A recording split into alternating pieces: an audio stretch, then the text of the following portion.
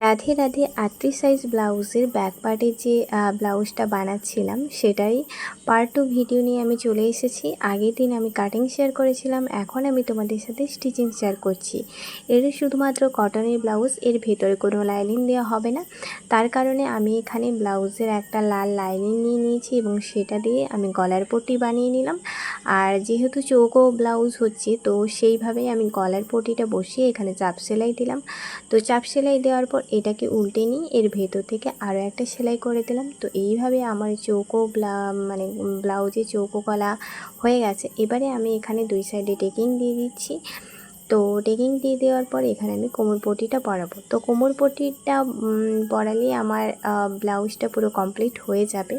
তো এরপরে আমি ব্লাউজের ফাইনাল লুকটা এই ভিডিওতেই দেখিয়ে দেবো। তো ভিডিওটা কেমন লাগলো জানিও, আর লং ভিডিও দেখতে হলে অবশ্যই কিন্তু বড় ব্লগটা দেখে এসো। রাধে রাধে, হরে কৃষ্ণ।